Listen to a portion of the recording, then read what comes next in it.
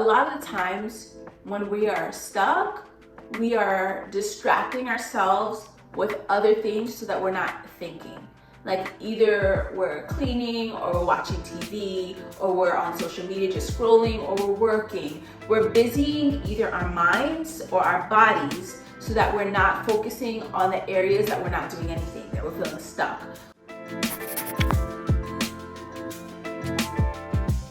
So if you've been with us during this 7 days of creating new, this is a challenge that we're doing to create new ways of thinking, new beliefs for ourselves, showing up as our true authentic selves outside of our fears and insecurities. Click the description for more information about it. You can join the challenge at any time. You just have to subscribe on the link and I will send you all the emails. But okay, there are going to be times in your life where you just feel stuck. Your insecurities are there and present and you just don't care. You're just over it. You feel so dejected, so down. None of the coping techniques are working. Nothing is helping you. You just kind of given up. You are stuck.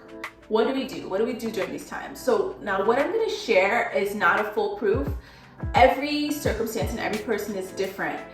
Before I get into my tips, I really want to emphasize that there is no shame in getting professional help. I am not a therapist. Going out and seeking one-on-one therapy is one of the best gifts you can give to yourself. There is no shame in the therapy game.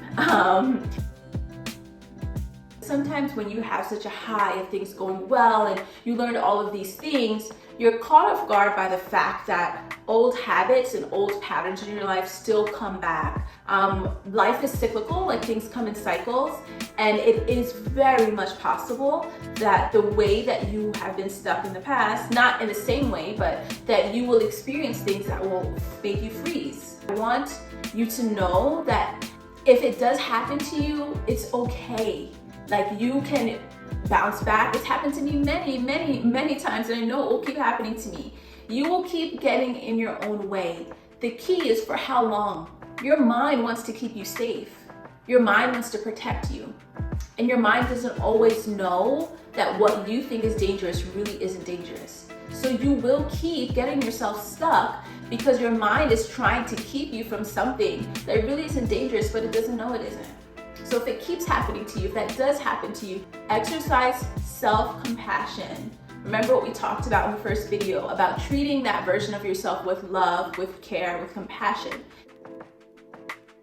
Okay, so now you're sitting, right? And you're undistracted and you're allowing yourself to hear and to feel the weight of the feeling and the emotions of being stuck and the thoughts, that all of that that's connected with it. You're allowing yourself to feel the weight of those things. You're gonna take this and I want you to write what you're feeling, what you're frustrated with. And if you're not there yet mentally, like you're not ready to face it yet, or you're not there yet, just move your hand.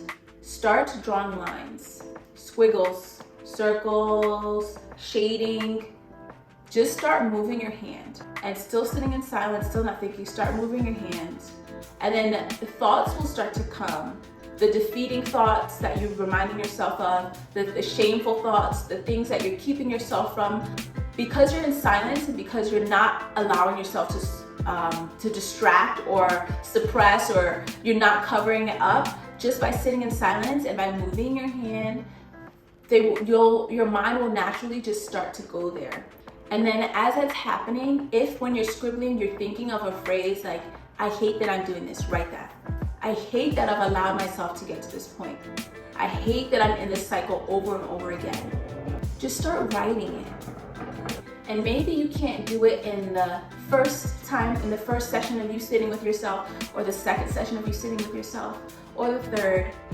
But in time, as you continue to give yourself moments and times of sitting, eventually what you were trying to enclose and harbor will come out.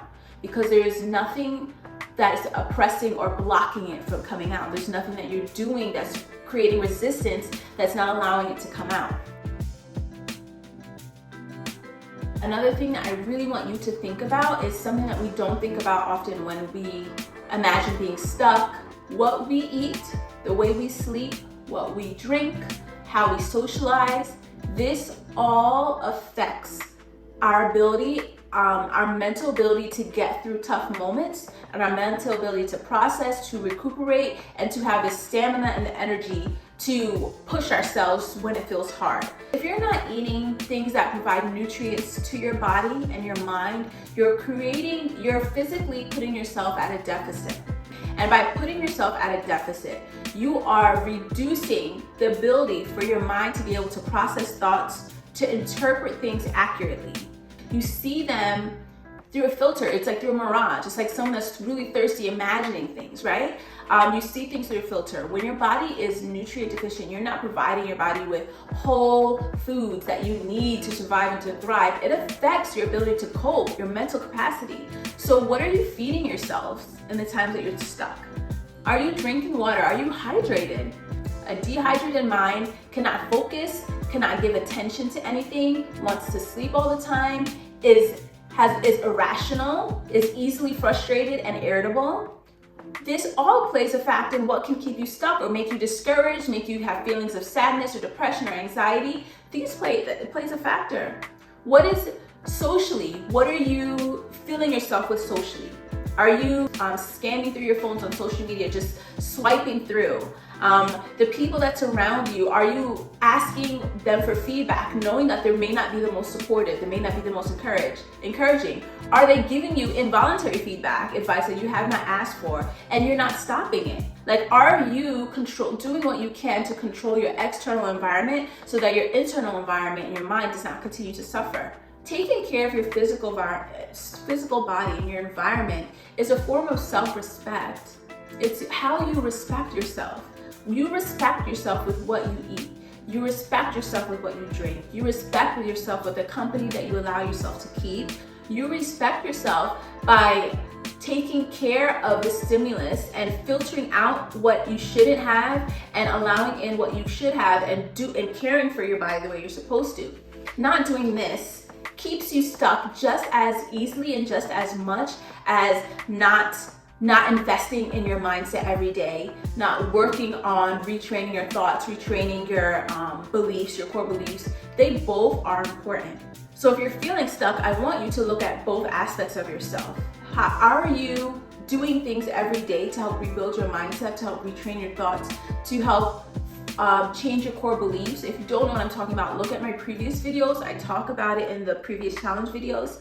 And then also, are you doing your part to care and nurture for your physical body, your physical environment? Because both are really important. One thing that really helps is when you are moving physically, it helps you to move mentally. Movement is so underrated when it comes to our ability to process things mentally. If in the first session of you feeling stuck and trying to brain dump, there is nothing. There's just numbness. You did scribbling and your mind erased and suppressed any thoughts that came. Go for a walk in silence, right? Maybe just move your body, do a stretch routine, a dance routine. Just move your body. That helps to move your mind, that helps to induce flow. Physical movement helps induce mental movement. Try to incorporate more physical movements, not with distractions, like listening to podcasts, talking on the phone, just moving and allowing whatever happens mentally to happen while you're moving physically. I believe wholeheartedly, that change is possible for you. That you can grow and surpass the expectations that you have for yourself, the limits that you've put on yourself your whole life. I believe that thing that you value about life, that you want your life to stand for, that you want your days to stand for, is possible for you. I believe that those little, simple, insignificant things that you care about, that you think nobody else cares about, are so important. That they're not as insignificant as you tell yourself, and that there's a reason you are so passionate about doing it. I believe that, and that's why I made this challenge for you to be able to go through this journey, to be able to create new pathways in your mind to allow you to do and to be and to believe those same things. I hope this challenge helped you. I hope so much that you were able to learn and be able to build new habits that have helped you to be able to create new. I can't wait to talk with you more in my future videos. Bye.